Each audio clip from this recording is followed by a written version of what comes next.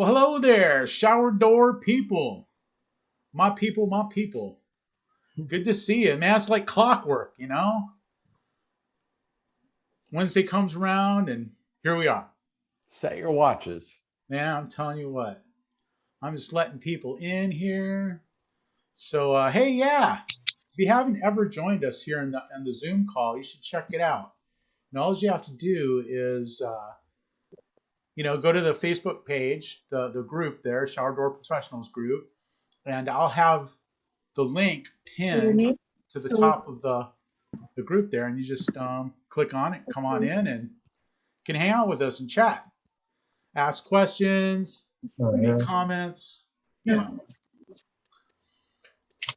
So anyway, yeah, man, we've got some real some real experts that show up here. You never know from week to week who might just pop in, and there's great opportunities to ask questions and just get advice. So if there's somebody who's more of a newcomer to the group or new to being in business, or even just new to the industry, um, or if you've been around for a long time, just have questions. I just want to invite you to feel comfortable. Just go ahead and ask them a question. All of us have struggled from time to time, or even still do. So we're happy to share our experience with you. Is that Derek reappearing after months of hiatus?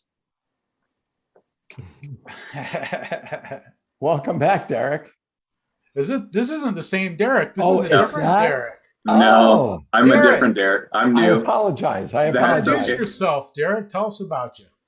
I'm actually pretty close to you. I'm from Watsonville. Oh, right on. Cool.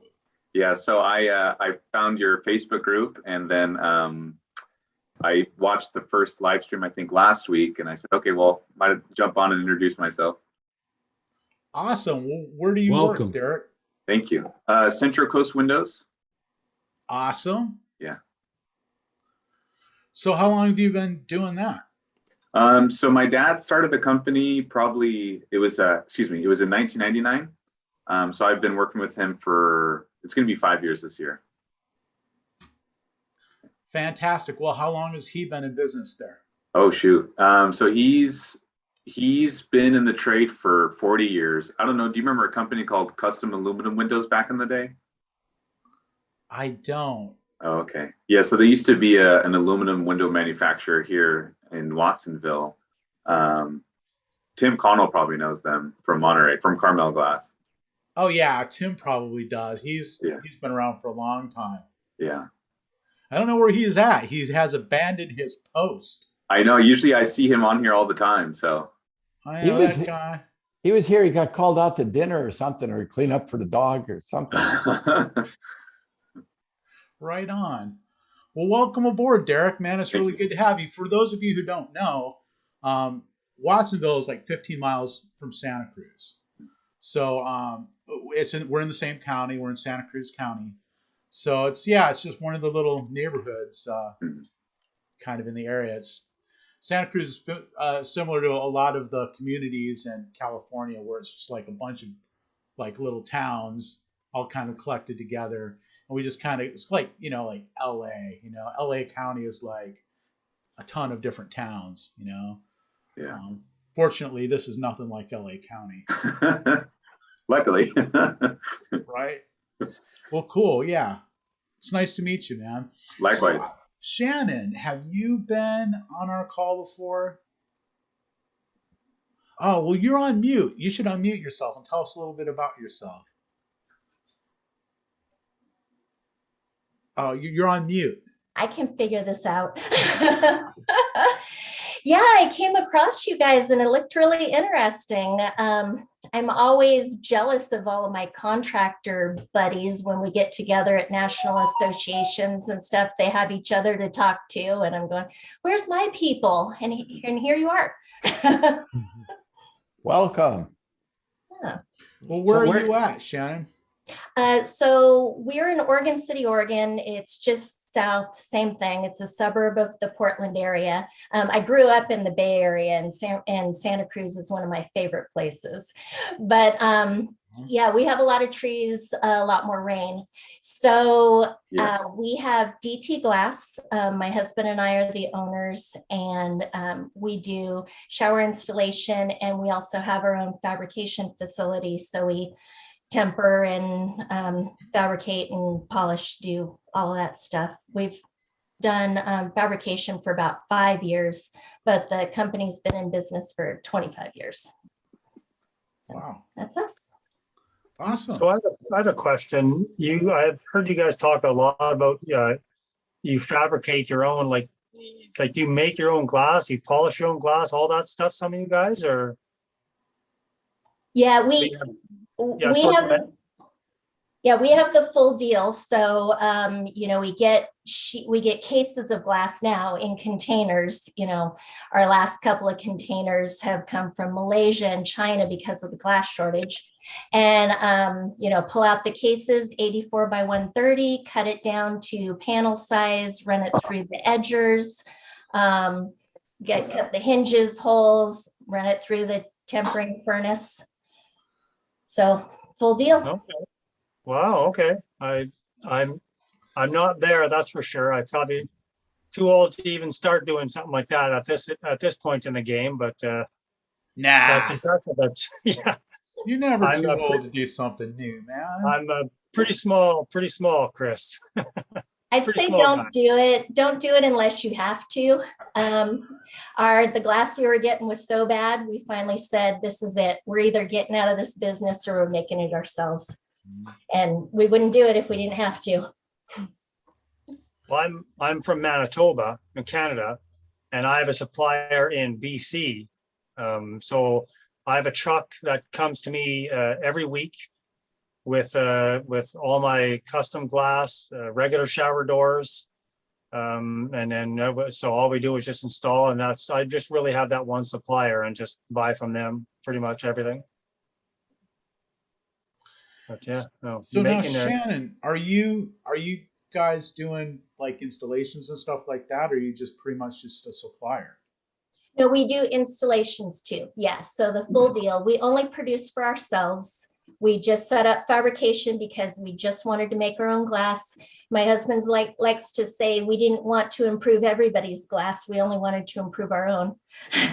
So right here in the Portland area, that's it. It's a very small crew. I like to call us a boutique fabricator. The guys don't like boutique as well, but you know, custom, small, yeah, however you want to say it. So we only have 4 people in fabrication, 3 to 4 install teams, depending on how our staffing's going. It's a little light right now, but yeah, making it ourselves is a big step, but worth it. Wow. I mean, that is a big step for a company your size. And you know, like just like 4 crews, which, you know, you're not a tiny place. I mean, yeah, but yeah, that's a big undertaking. The Dobbins here, you know, kind of did that. You know, they decided that they were tired of buying glass from other people and decided just to temper their own stuff. Yeah, well, and I'm sure he doesn't remember. I didn't actually meet with Bill or Keith. It was the other son. And we bought a Mappy furnace and they had a Mappy. And so they were nice enough to allow us to come in and check out their furnace before we bought it. So yeah, we had the chance to go to D3 and meet the Dobmans, and very, very nice, very, very helpful. Oh, that's awesome. That's awesome. Welcome to the Mappy family. What's your other son's name? I can't believe I forgot now. Doug. Doug. Yes, I'm pretty sure we met with Doug, but that was 2015. Very good. Good decision though, isn't it? We've been really happy with it. Yeah. Yeah. So when you came, we were in the old building. Since then, we put up a new facility and we have 2 Mappies now. Yeah, my husband and I have looked at some of your videos and we're going, that's not the place we saw. No. You guys were wedged into that space. Yeah. Actually, get ready for that explosion, because that's what's going to happen to you. Get ready to grow. We can do 4 times what we're doing now out of our buildings. So yeah, I'm really happy with not, busting at the seams. Yeah, you probably need to get more installation crews going to feed that beast, right? You want to make that glass and keep feeding yourselves for a while. Yeah, exactly. You can say it, but doing it has been really hard. I'm sure everyone is in the same boat. Trying to find good people is really hard. Yeah. I've almost just given up. I just do all my own installs myself now for the last 4 or 5 years, because I couldn't get people to do it. And if I did, they would just make so many mistakes that it wasn't even worth it anymore. So I don't know. I don't know if everyone's as bad as it is here in Canada, but maybe it's better in the States. You have more people to pick from. No, it's pretty tough everywhere. But one of the things that we did decide on, and I'm glad we did, is invest in a recruiter and somebody that really specializes in getting your workforce. And I tell you, this girl, she just hit her 90 days with us, and she's hired 30 people in 90 days. So wow. She's done a great job, and she's brought in quality talent. She really has. How many people do you have working for you, Bill? As of Friday, we were at 165 between our retail locations and our fabrication. Yeah. So that's quite the operation then. Yeah, it's grown a lot, and that's what I'm telling her to prepare for. Because when you have an oven and people start knowing you, jobs start coming to you. And then if you can parlay it with Keith with social media, jobs will start coming out of nowhere, and significant jobs too. Yeah. So does your recruiter work for you, or a subcontractor to you? No, ours works for us. But Mike, in a lot of locations, you can get an outside recruiter. You don't have to have them on staff. Yeah. You just hire them, and they pay them, per employee that they bring in. Mm-hmm. Let the professionals do their thing, right? We're not professionals at that. They are. Absolutely. Yeah, it's worked out really well for us, though. Good. I know, Chris, when I was talking with you guys all last time I was on, Chris, you were saying that you're a one-man show as well. Do you have to advertise, or is there other guys on here that are as small as me? And do you have to do any advertising, or the work just comes to you because everybody knows you? Yeah, I'm at that stage now to where I don't advertise at all. And I'm just like slammed, so busy. Today I was almost like a little bit stressed out about it. I mean, I have so many people wanting to hire me, which is awesome. I just love it. And normally this is the part of the year that's kind of slow. I mean, traditionally, January, February, March, the period right after the holidays and right before taxes are due has always been the time where it's been quiet. Nobody really wants to spend money. Nobody really wants to do anything. They're just waiting to, get their taxes done. This year, we're up like crazy. Our sales are like higher than they were last summer. So, I stopped advertising a few months ago, and I can really relate to what you're saying about just doing the work yourself rather than hiring somebody else to do it. It's really hard going from where we are to the next step. It's really hard to go from one person to 2 people. Once you get like 2 people, then just like you can almost train that second guy and then get him a helper. And once you got like a few people can kind of start to train each other. Yeah. But to make that first step seems to be like the hardest part. Well, I had employees before. Like I had one really good guy for the first 5 or 6 years I was in business, and we were just going gangbusters like crazy. And then when he quit, and then I tried to replace him, I went through 5 or 6 guys in a year and a half. And I just couldn't. So then it was just a decision was just to stop and just do it myself. So I'm like you, I'm fortunate. I don't need to advertise anymore. I have enough. I have more than enough work. And with COVID, I think it's even worse. I have to say no to work. So, but I always wanted to get to where Bill was, but I don't know if that's even possible anymore here. I say Maybe careful what you wish for. Believe me. Of course it's possible. Robert, of course it's possible. You just have to want to do it. You know, you can't get rich off the sweat of your own brow. Don't forget that. Now, we wouldn't grow if we weren't all partners to help each other, because I feel your stress. I feel Chris's, and I've been there, and we've all been there. But if you truly want to take the business to the next level, it's inevitable. So the only thing that's going to get in the way of that is yourself. And once you can bestow some trust and certain duties upon someone and have managed, I would say the biggest thing in growing to alleviate your frustration is managing expectations. Because the one thing I hear from people always say, well, I can't find anybody that works like me. Well, no shit, because they're not getting the same benefits as you. And so you shouldn't have those expectations. Set a realistic expectations of, hitting goals as far as installations, Google reviews, attendance, and start monitoring their pay and scale that way. But I think the business, and eventually this more than me, because unless your computer's different, you're a little bit older than me. Father Time's going to catch up with you. And carrying that glass is a young man's game. It's gonna get to you. It's already got to me. It's gonna get to you.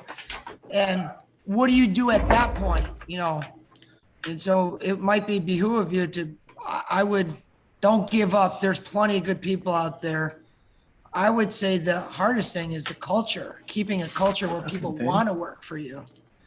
That's what's really changed. We have a recruiter now, but a full-time recruiter gets to the point where you're planning on hiring 5-10 people a month. That's a full-time job. But, to get one real solid, 2 solid, when we would start doing that, know where I would poach people from?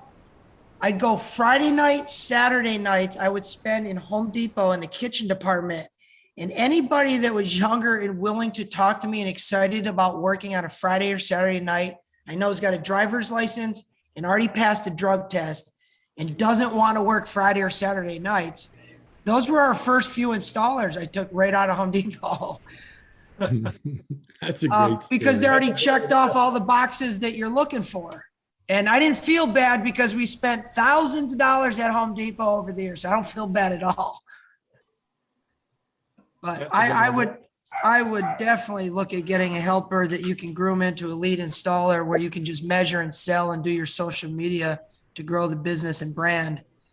I wouldn't give up on it, because Father Time is going to bite you in the ass sooner or later. It's close.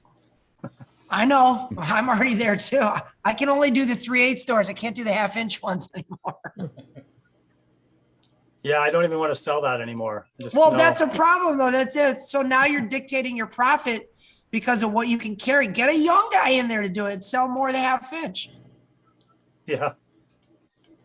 I do have a helper to help. I don't know if Chris does or anyone else, but I just said, well, I'll just hire a full-time helper then. And there's so much downtime for him because we got to drive to the next job, or if I'm measuring and meeting with the client, it's there, but it's easier that, at least that way, you don't have to carry so much and stuff like that. So that's better.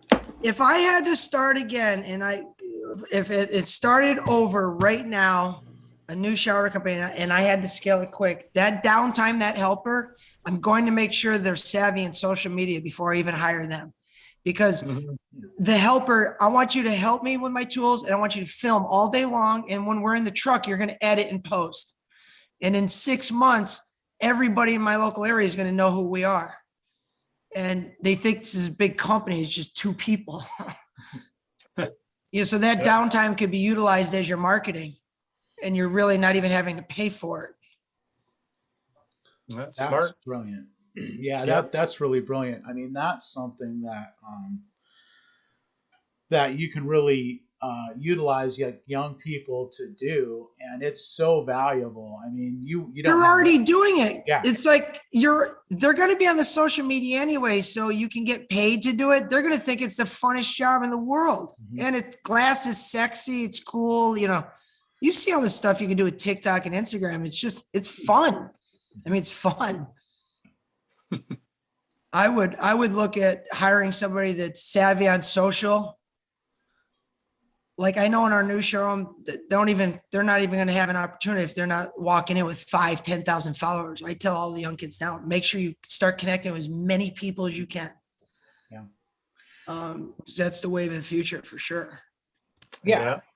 I mean, if I had it to do over again, and if I was interested in, you know, like kind of growing the business, you know, and all that, I mean, what I would do is get a young person, have them follow me around, you know, help me when they could. When there's nothing for them to do, they could be on social media posting, following me around with their phone, filming me 24/7. Absolutely. Right?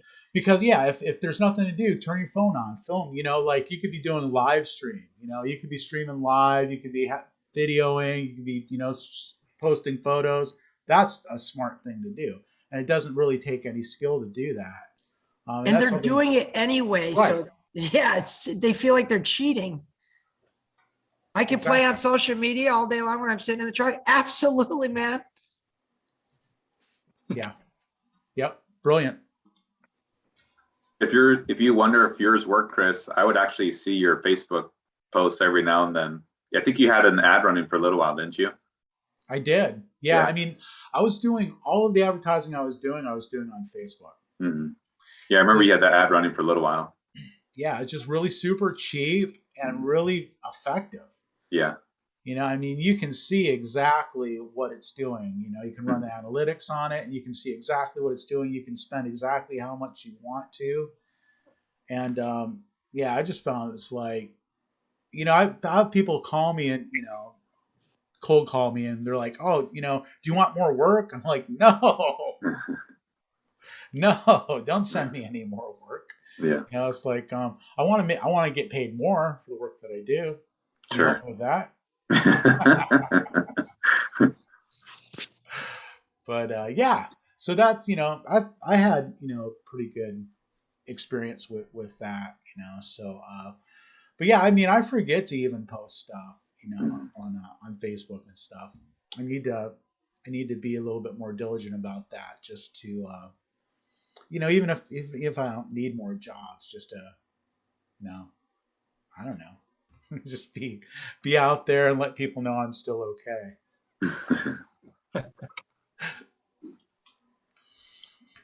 So who's got a question? You know, I mean, what are you working on? What are you struggling with? What do you need to improve? I don't have much questions, but I'll say this, Chris, this group you have is really beneficial. I was just on it tonight before I logged on and watching guys ask for brush bronze channeling because CRL is out of stock till May, and a couple of guys have it in stock, and how we can help each other throughout the country. I thought that was really impressive. Mm-hmm. You know, you got Joe Flynn in Massachusetts is able to help out a guy from, I don't know, Austin, Texas, that can't get material. That's what this group does. It's really impressive what you've done. I say it every week, but I truly, truly mean it. You've done a great job with this. Yeah, it's really awesome. I mean, I had you know, I'll have people kind of contact me through my Shopify store, through the glassgadget.com store, and there's a little chat window there. So when someone's visiting, they can click on there and send me a message. And a lot of times I'll get people asking me about, you know, if I know anybody in their area because they're in some other part of the country. And I'm like, hold on a minute, you know, and I'll just jump on the group and say, hey, who's, you know, serving this area? And sometimes a couple people will get on and I can just pass them along. And that's really cool. I mean, to have that kind of a network where no matter where in the country you are, there's probably somebody that I know who serves your area. It's incredible. I use the group almost daily when I'm going to do a measurement or a consult with a customer. And if I don't have a picture on my phone or in a book that I'm carrying, I'll just go up into the Facebook and I'll probably find whatever we're looking for from you guys have posted over the last, week or two. So it's very beneficial for me anyway. Yeah. And don't be afraid to ask, too, specifically for something. I mean, I see guys. How do you do that all the post? time. How do I post? I just got on, I'm embarrassed to say, just got on Facebook there like 2 weeks ago. How the hell do I post on that, in the group? You just go to the top of the page. So you just click on the group. At the top of the page, there will be a little text box where you post in, what does it say? Do you approve it before, or can I post anything I want? No, if you're a member, you just post it, but I'll kick you out, man, if you aren't good. Asking for a friend. Yeah, so you just kind of go like, let me take a look here. Just kind of go to the group. If I go there, click on Shower Door Professionals, at the very top it'll say write something. I just put it in there. You can post a photo. Yeah. Okay. All that, man. Perfect. That's how you do it. I'm doing it now. All right. I'm watching. Be good. Careful, Chris. Good. Get your delete button ready. Don't drop too many F-bombs in there. Be a good boy. Nah, we're a bunch of grown-ups. We don't have any kids in the group at all that I know of.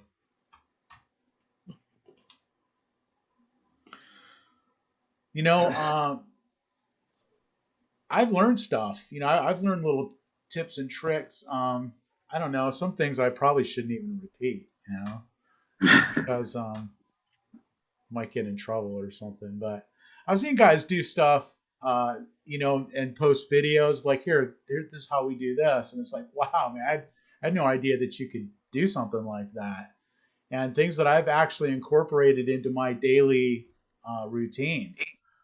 Yeah, it's really cool. I really appreciate it when people post those things, share little tips and tricks and little videos of how they do things. It's cool. When I first got into this business 20 some years ago, I had no one to teach me. I just had to learn it all by myself. But I would see my competitor across the street at another house, or, if we're in the builder's area, and when I would see him leave, and I would go into that house and look at the shower door and look at it and say, well, that's how we did that. How do you do this? And so that's how I kind of learned. I just kind of I would do that too. Look at stuff and just, okay, well, that seems pretty smart. I like that. So yeah, that's cool. Well, I have one question. I was running into this today. Where you guys been getting your silicone from lately? So normally we would get it from CRL. And I don't want to be redundant. I don't know if you guys have already talked about this. So. No, it's a good one. Probably different. We don't use the CR Lawrence, although it could be the same silicone, just not branded. We buy from a local construction material supply company. We use the Dow Corning 795, probably buy it by the pallet, but we buy it from a local builder supply company, which is cool about that because a lot of the small glass shops don't even know about that, so they don't buy there, so they always have it. Whereas you're competing with every other glass guy in the country when you go to Walmart or CR Lawrence, whatever. Yeah. And what was the brand that you use? Well, it's Dow Corning 795, right, Chris? Yeah, that's like the original. That's the shit. Yeah, dude, that's like old school, man. The old timers used to say like GE. Yeah. General Electric. It's like that's what they called silicone, GE. Are you guys using like a mildew resistant? I think it's part of the chemical compound. It's a antifungicide or something. I think like that. Yeah. Yeah, I use RTV myself. It's like I love that stuff. My older brother is a glazer. I don't know, he may be watching this. If he is, what's up, brother? But so he turned me onto that. He said, "Oh man, this stuff is great." And, What is it? It's RTV. It stands for room temperature vulcanization, and it's a non-acid pure silicone that's medium modulus, and it's just great. It's just the perfect balance of stretchability, compressibility. Skins over fast. It takes a little bit of skill to use. I mean, it takes a little bit of practice, I should say, to use, because it skins over really quick. But it doesn't stink the way that, like vinegar, like regular silicone does. It dries a little faster, and it's just strong. It sticks better to stuff. It sticks almost everything. What does that usually run you a tube? Oh, I'm sorry. Oh no, it's okay. What does it cost? I think I use the CRL brand. I think it's probably like $8 a tube or something. Oh, okay. Like that. Yeah, because I was looking online and I think like a tube, it was nine something for the CRL. So I said, we got to look for something else. Yeah. Look at the local construction supply, building supply, and ask for the Dow Corning 795. Or whatever one Chris says. That's the one we've used for almost 2 decades, and we've had good no luck. problems. I think I'm paying about $5.30, $5.50 a tube. That's Canadian, but I don't know what that converts to American money. But a case will last 2 me cents.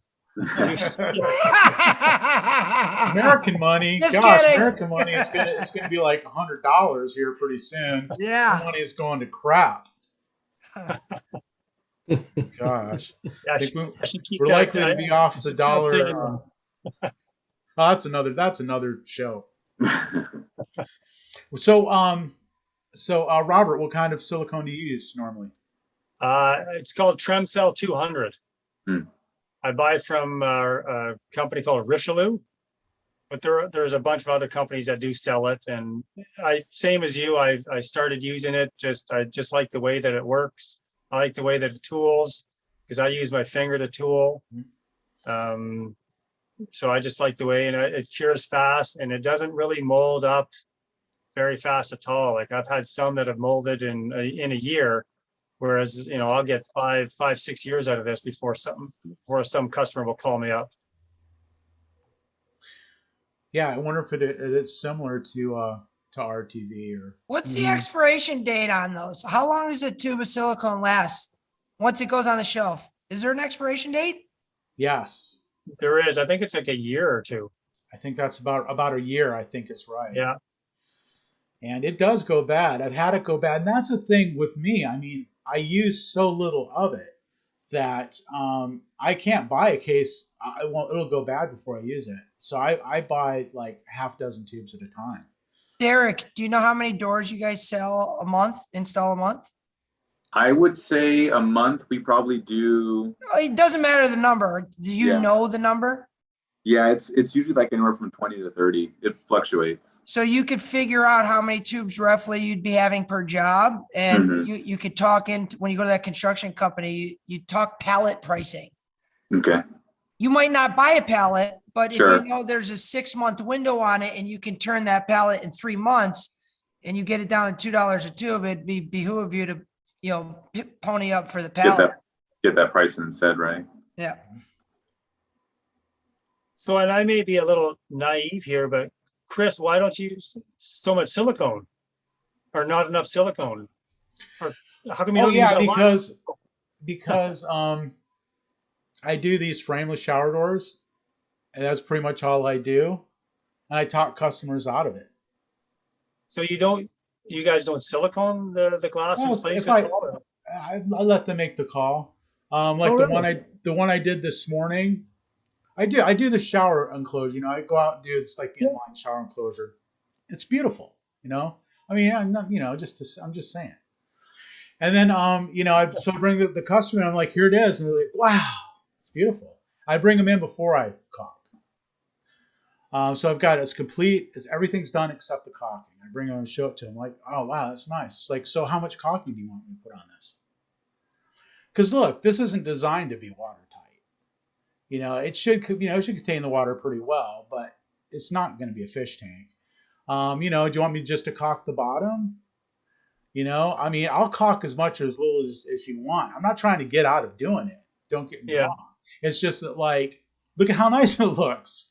Do you want me to squirt silicone on it now? Wow, that's interesting. Yeah, it's a no-brainer. It's a no-brainer, dude. And it's like, look, if it leaks, if it doesn't leak, there's no such thing as leaking. Okay, it's a frameless shower enclosure. But if too much water is getting out, I'll come back and squirt some silicone in there for you later.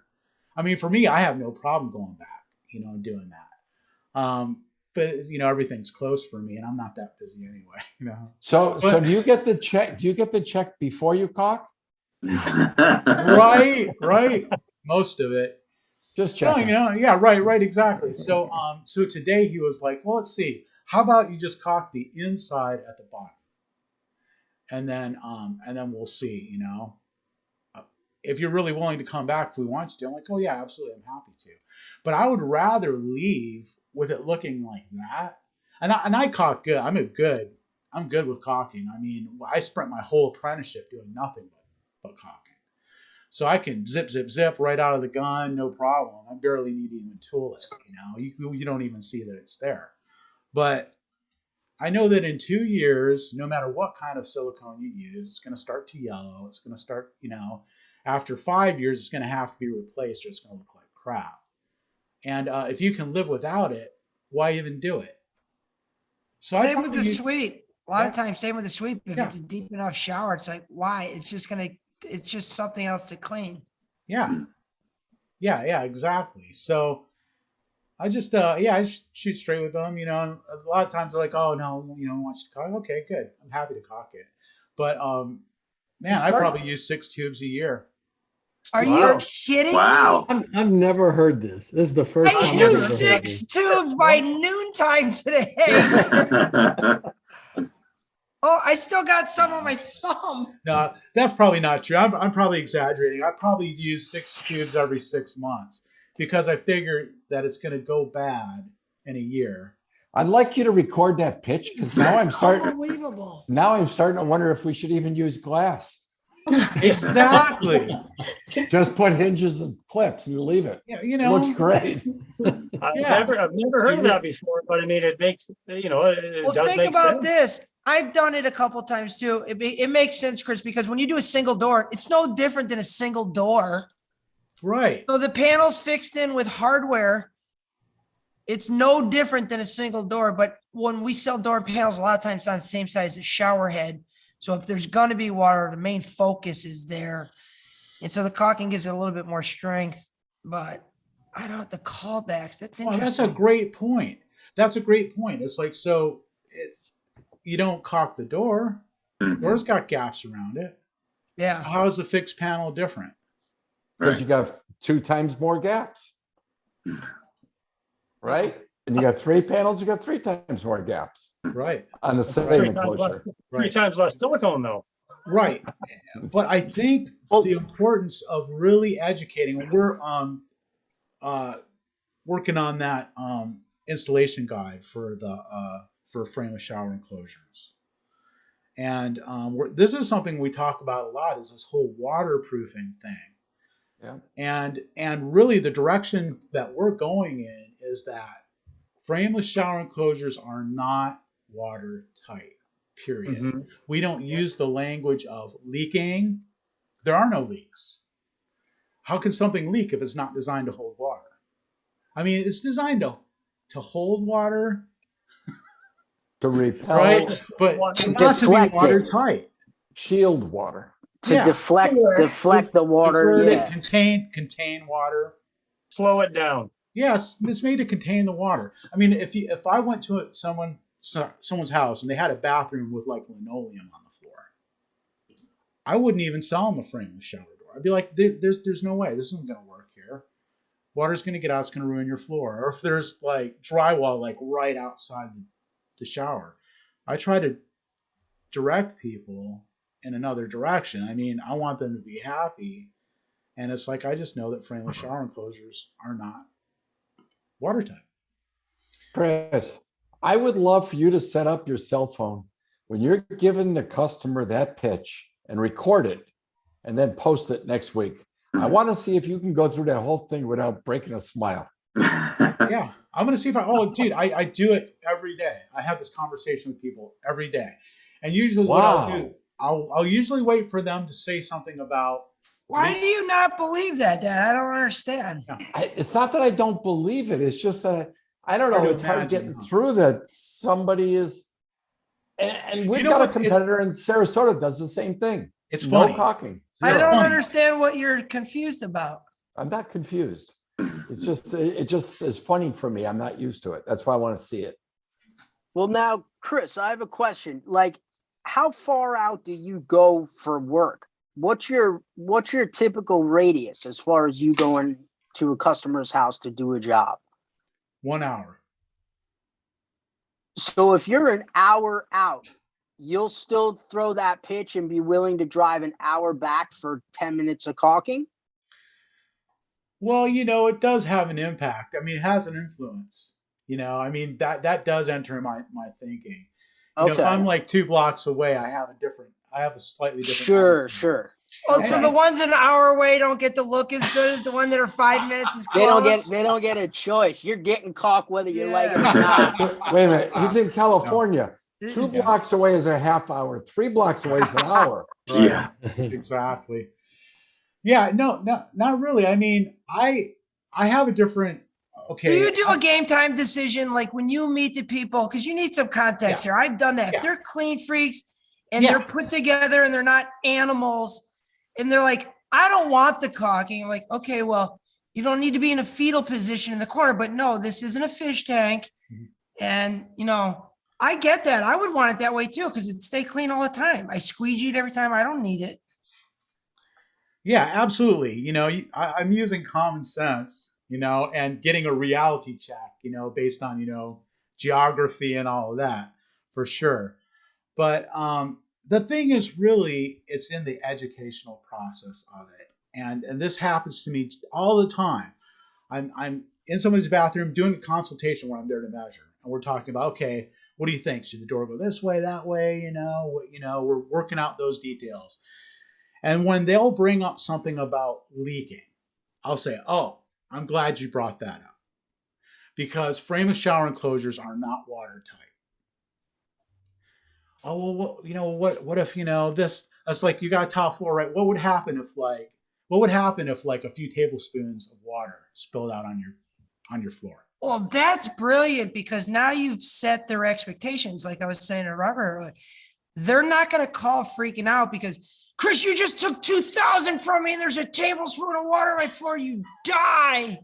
You've already kind of took that arrow away from them in the beginning, and they're not going to call you even if there is 2 tablespoons, because it's really not a big deal. It's just some water. We talked about it. Yeah. It's your bathroom.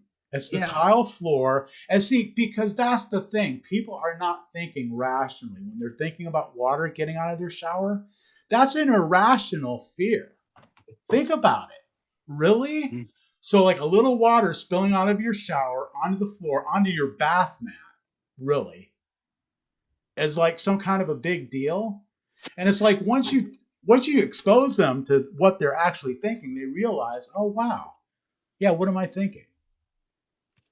But I see so many shower door installers just stoking that fire. Oh, yeah. Oh, encouraging them to have that fear. And it's like, why do people do that? Because they're not thinking rationally about it. And it's like, wow, if we could get the whole industry on this page, because this is what I'll do. I'll say, well, if they're worried about it, I'm like, okay, well, then you really don't need a frameless shower door. You need, one of those framed shower doors. And they're like, oh, no. Wait a minute. Okay, yeah, I can live with a little water on my floor. I love it. I'm just not used to it. I'm with you, Bill. I'm just not used to it. But I mean, how many we all had those conversations? It sets their expectations. It's actually really good. I like it. You obviously don't. You probably. What do you do when you get to one and the threshold's pitched outward? You would have caught that when you're measuring, right? Mm-hmm. Yeah. I pointed out and explained it to him. You know, will you still install on it if it's pitched outward? No, not if it's pitched outward. I mean, if it's like dead level, which is still wrong. Yeah, I'll explain it to him and say, hey, this is not going. You know, you're going to get quite a bit of water out here. I mean, we could put something like a little threshold down there or something, but even if you do that, it's still going to pool up next to the threshold. I mean, it's not going to be ideal. Bird bath. You know, but yeah. You won't do it. You will not do the job if it's pitched outward. No. I'll tell him, yeah, there's no way because it's just going to pour out. And that's not acceptable. No one's going to be happy with that. You got to protect them against themselves. Yeah, exactly. I get the tile guy back out here. You know, it's not that big of a deal really to fix that. You say, get the tile guy out here. And she turns around and says, hubby, come here. Yeah. Did it wrong. Give me the name. I'm never going to hire that asshole. Oh, it's my husband. I mean, I love him. You know, that's why you have to be careful about like criticizing other people's work because you never know, it might be the guy you're talking to. Oh, it's my husband. Asking for a friend. This tile guy sucks. I'm that tile guy. I have yet to see a tile guy come back.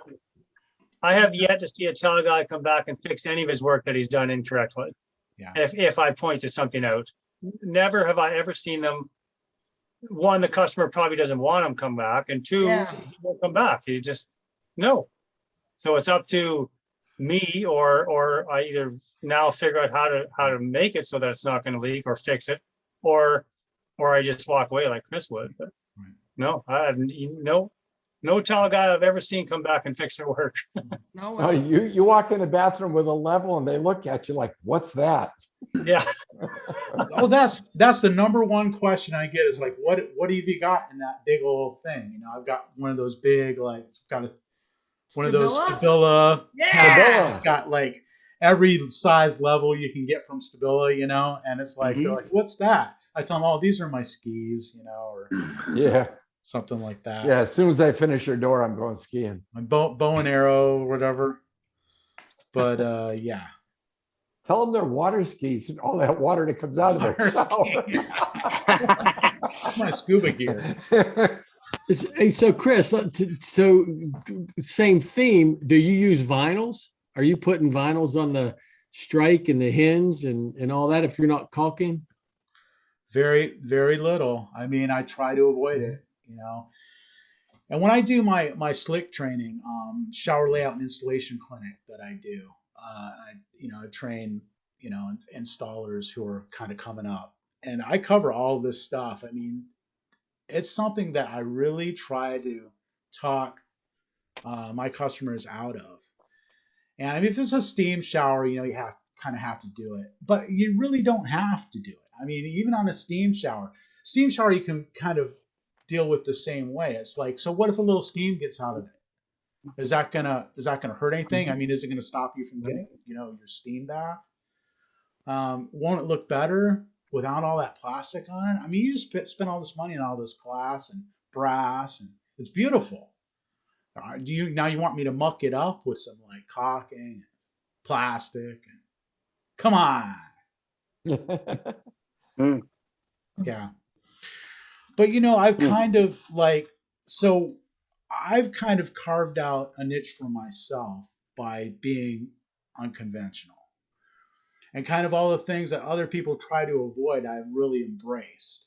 And that's one of them. Another thing is the going back.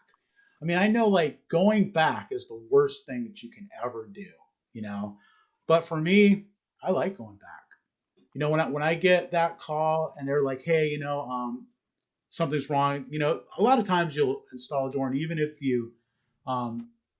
the hinges don't move at all, just the weight on the wall can make the wall kind of, start to sag or whatever. I mean, it'll make it kind of droop, and the door might need an adjustment. And I don't mind going back out to adjust. What kind of hinges are you using to pull on the wall like that? Well, the wall mount kind, Yeah, whenever you have to use those. Or when I have used them. I try not to use those. But, it's like I really don't to me, it's not a real bad thing, to go back to a job. But it's just me. See, that's why. And it's like I don't have to do 5 jobs in a day. I can actually do just like, a few jobs a week. I'm getting, good enough jobs to where, I can do that. And then if one of those customers needs me to come back, I'm like, okay, I've got time right now. Can I come out there? Or I'll be there tomorrow. And that I get a lot of referrals. Well, yeah, I don't advertise, so there you go. All of my work is coming from people saying, this is the guy you want to do your work. And the guy I did a job for today was standing there talking to me, afterwards. And he said, hey, yeah, it's like your price was higher, way higher than everybody else's. And we decided to hire you. So it's like that's the position I want to be in. Just like I want to be the guy that people want to do their work, and it's really not about price. If it's about price, let those other guys all haggle, amongst each other, amongst themselves, Yeah, those guys, right? those guys over in Watsonville. No, not those guys. Those guys.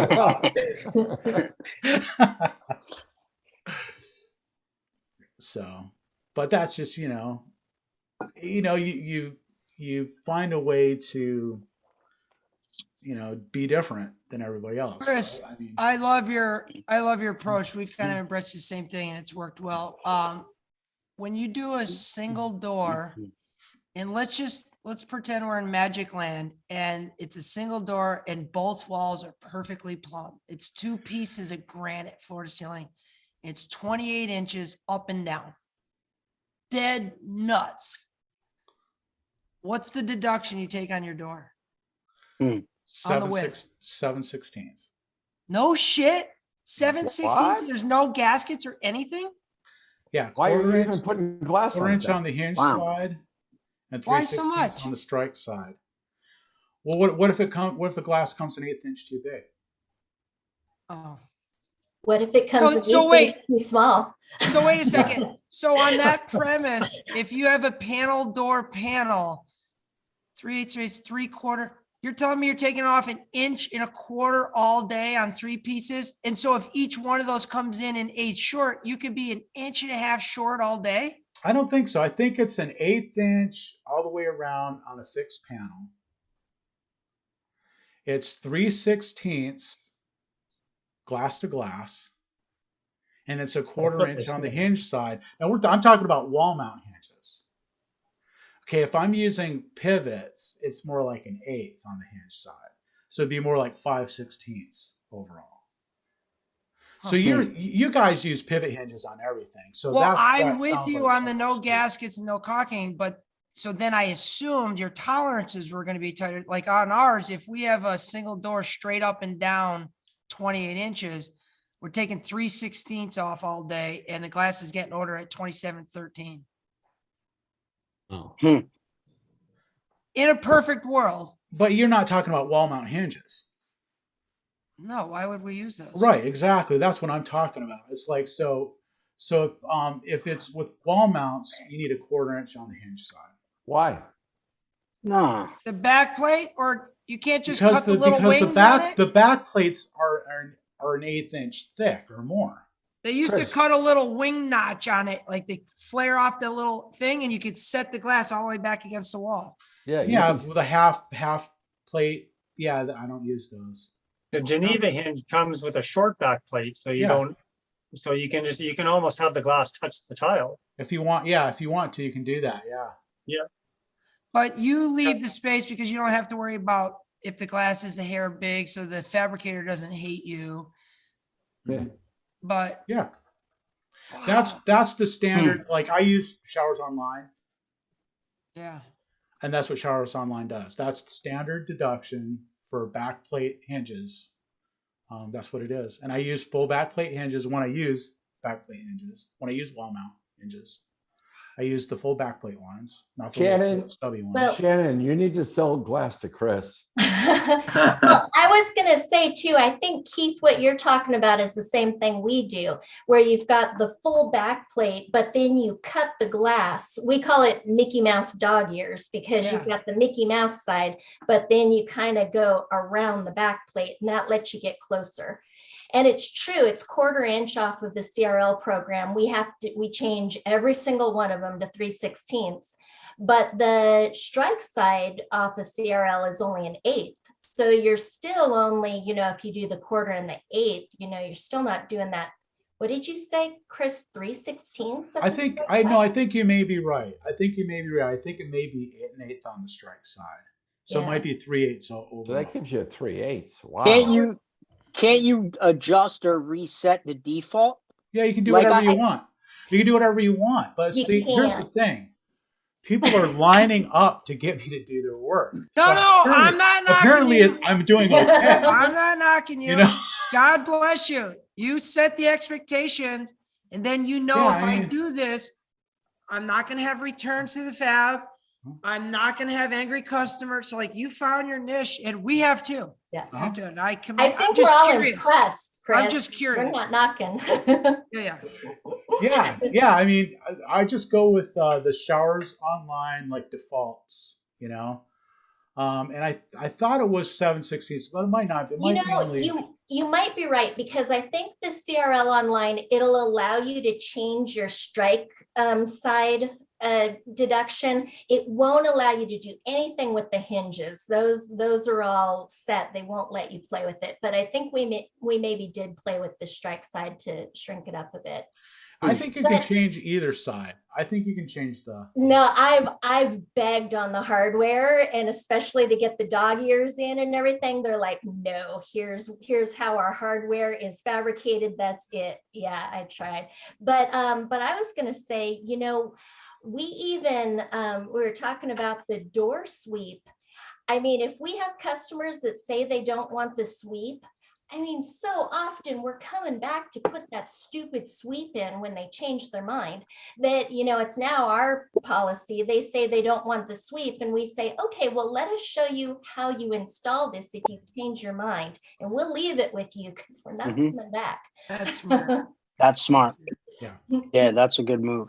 Yeah, I found that with this. But how do you not get those callbacks? I'm shocked. I'm not knocking it. I'm just setting expectations in the beginning. It must be. It is. Yeah. His tone of voice is perfect too. Do you put any verbiage on your bid regarding that? No. Yeah. That's good. No, I just explain it. And it's and sometimes we'll have the same conversation a few times. And then every now and then there's a customer who no matter how many times we talked about it, they still don't get it. And then they're, this is sleeping, So I'll go out there and squirt some silicone on there for them, and it's I'll go out a couple times if they want me to and squirt some silicone on there. It's the same reason. It's the same reason we're all here. It's because Chris is a smooth talker. we all enjoy listening to Chris talk, and I'm sure the customers are the same way. Oh, Billy. Billy, the only difference is I'm not cutting Chris a check. Not yet. That's right. I'm thinking about it. I think that another one of our problems is that we do so much work with contractors. Contractors are our number one. They're probably 75% of our business. And one of the bad things about contractors, lots of good things, but one of the bad things is that you can't have those direct conversations with the customer, and that can get in the way. So I think that's part of our issue. That is tricky. That does make it more tricky when you're working with a contractor. But if we have solidarity, around the entire industry, and if we're all speaking the same language, and I think this, like I say, this guide that's coming out here, that we're working on, we're really kind of gearing it in that direction of just saying we're not using any verbiage that says, waterproofing or watertight. We're explicitly explaining that frameless shower enclosures are not watertight. They're just not. You know, and like letting a person believe, if you let your customer believe that their frameless shower enclosure should be watertight, that's on you. You know, I mean, you deserve to go back there and over and over again and try to make it watertight. But I'm not telling my customers that. I'm telling my customers, hey, if you need it to be watertight, let's just put a frame shower enclosure in here and you'll be happy. But like, then that's not what they want. They'd rather have the beautiful frameless shower enclosure and live with a little bit of water on their bath mat. Hey, Chris, I see a new name that just appeared here. Which Dustin is this? Dustin. Somebody I'm not familiar with? Or is it? I think I know who that is. I'm trying to think. Oh no, I don't know. I don't know who that is. I didn't know if it was our buddy Dustin out of Texas. I don't know. Well, whoever that is, you should come back again next week. Get here a little earlier. Same bat time, same bat station.